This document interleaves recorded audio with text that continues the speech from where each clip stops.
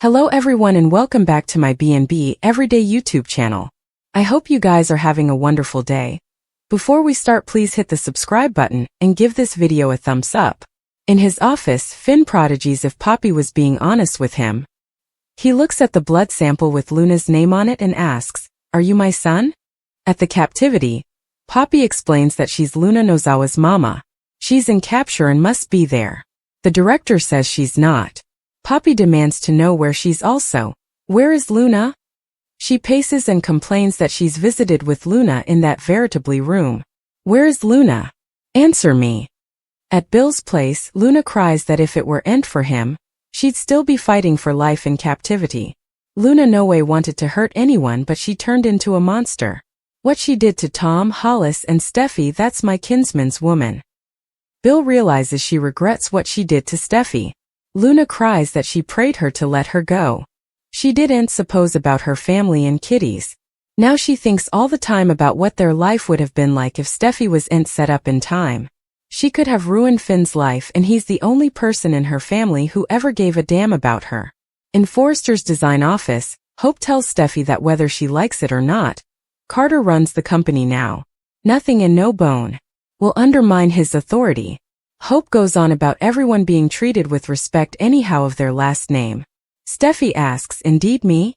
Hope says they've been under her and her family's thumbs for periods, but times have changed. Because of Carter. Steffi reminds Hope that Carter burgled her family of the business they created. Hope aloud. She wanted to help. Steffi's there for her family heritage. Hope thinks it sounds like she's complaining about the leadership. Steffi points out she's part of the leadership, but she wouldn't keep quiet about the achievement. Hope mockingly says, "Oh, you're still angry." Steffi admits it. Hope asks why she came back also. In the main office, Carter tells Daphne she's an artist. She flicks her hair and her scent wafts over him. She murmurs about them speaking a silent assignment. He replies, "We." He tells her there's commodity about her that's not just her charming spices. Daphne strokes Carter's lapel as he gushes about their cooperation. He wants to launch right down. She calls him a man of taste and action. He's eager to get down to business. At the captivity, Poppy asks if Luna is hurt or in the sanatorium. What the hell is going on? The man says she's still confined but no longer at that installation.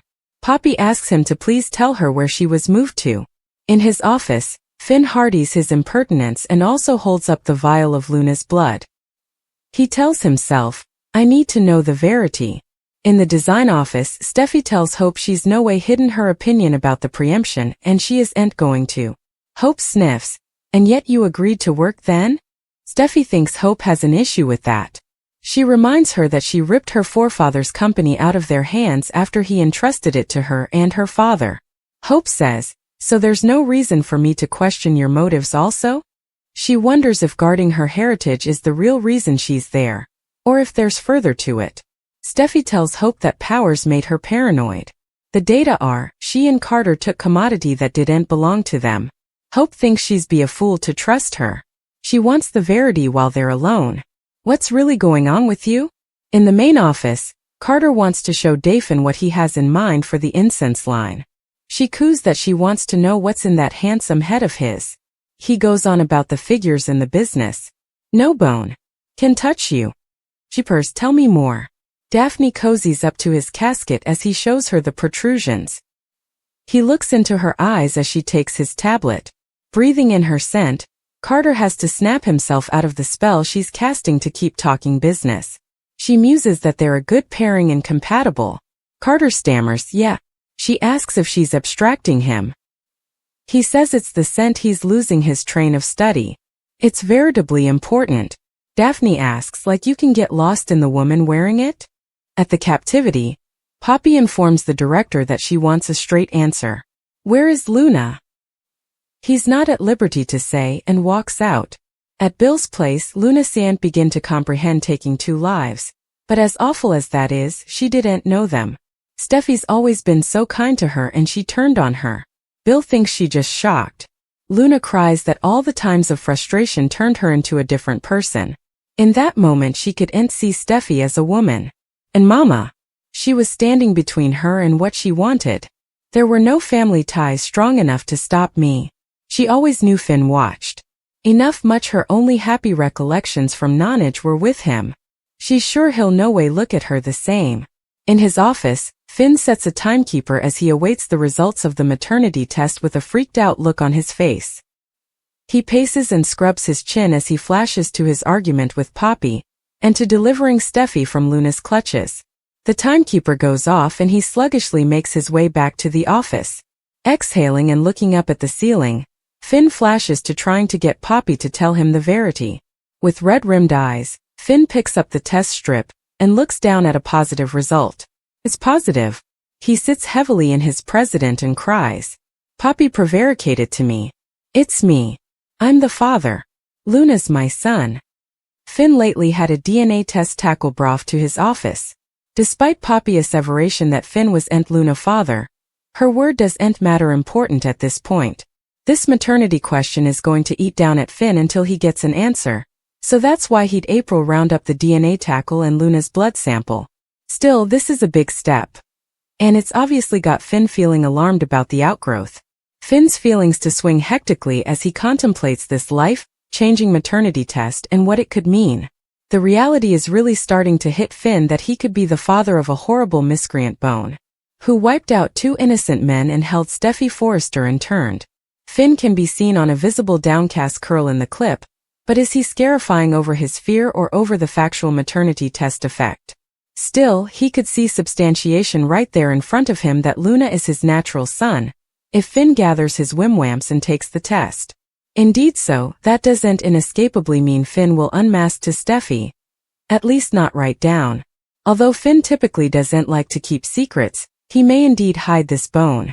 For a while. Finn will work to keep his family complete and go into defensive mode. It may be tough for Finn to indeed suppose about discovering this whole agony situation. It's bound to feel rather daunting, so Finn may hold off on coming clean about his Poppy Nozawa association and all the Luna maternity drama. Finn might resolve to have one last happy anniversary with Steffi before he unleashes total chaos on his family. That could give Finn a reason to delay his concession, but it could also open the door to Steffi chancing out Finn's bio-pater. Stun her another way. No matter how it all goes down, Finn's going to be a nervous wreck. It could mess with Finn's head and beget him to make some uncommunicative miscalculations. Grounded on our prognostications, Finn's maternity test results are going to blow effects up sooner or laterly, so stick with us for updates on any family news to come. Finn may pretend it was just another day at the office and keep Steffi in the dark as long as he can. Sheila may gain a new perspective when it comes to Luna. Once Sheila learns Luna is her granddaughter, that could rock her world and open her heart to remission.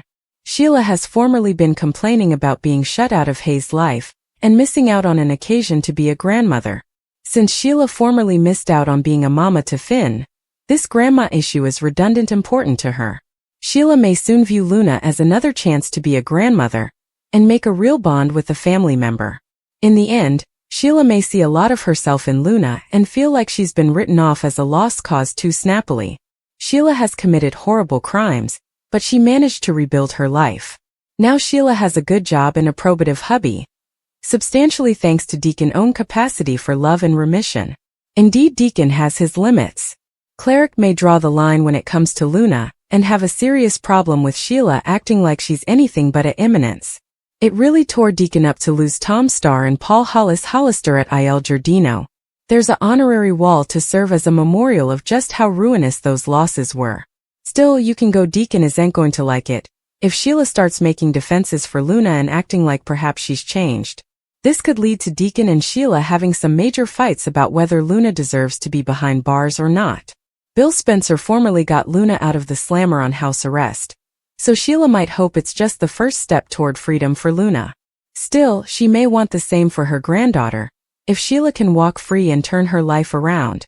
Whether that's a real possibility or not, Sheila could rile Deacon up if she has sympathy for Luna and suggests she wants to look beyond her granddaughter's crimes. Will all the brewing pressure put Deacon and Sheila on a path to divorce? Cleric may be floored over Sheila's forthcoming perspective change, so stick with us for further marriage prognostications and updates on any big news ahead for this couple.